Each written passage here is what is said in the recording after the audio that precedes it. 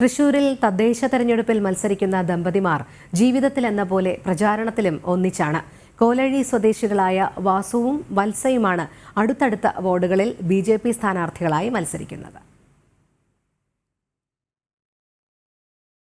തെരഞ്ഞെടുപ്പ് കാലത്ത് സ്ഥാനാർത്ഥികളെല്ലാം വോട്ടിന് പിറകെയാണ്. വോട്ടുറപ്പിക്കാനുള്ള ഓട്ടത്തിനിടയിൽ പലരും വീട്ടുകാര്യങ്ങൾ മറന്നുപോകും.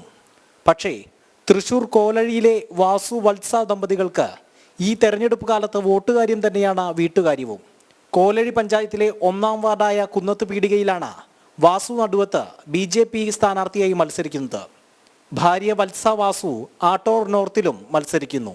അടുത്തടുത്ത വാർഡുകളായതിനാൽ ഭാര്യയും ഭർത്താവും ഒന്നിച്ചാണ് പ്രചാരണവും. പാർട്ടി ഞങ്ങളുടെ സ്ഥാനാർത്ഥിയായി നിൽക്കാൻ പറഞ്ഞു. അപ്പോൾ അത് ഞങ്ങൾ സ്വീകരിച്ചു.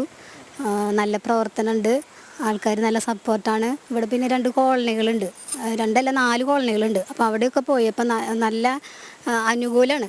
ക്രിസ്ത്യൻ കുടുംബങ്ങളടക്കം ഞങ്ങൾക്ക് സപ്പോർട്ടായിട്ടാണ് ഞങ്ങൾ പറഞ്ഞത്.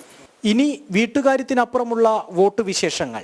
ഭരണവിരുദ്ധ വികാരമുണ്ട്. ഇപ്പോൾ ആ ഭരണവിരുദ്ധ വികാരം എല്ലാ ജനവിഭാഗങ്ങളും പറയുന്നുണ്ട്, അല്ല മതം രാഷ്ട്രീയമൊന്നും നോക്കാതെ. പക്ഷെ അവർ ഇപ്പോൾ മറ്റുള്ളവരോട് പറയാനൊരു പേടിയുണ്ട്. പക്ഷെ ഭാരതീയ ജനതാ പാർട്ടിയുടെ പ്രവർത്തകർ ചെല്ലുമ്പോൾ അവർ എല്ലാ രഹസ്യങ്ങളും നമ്മളോട് പറയുന്നുണ്ട്.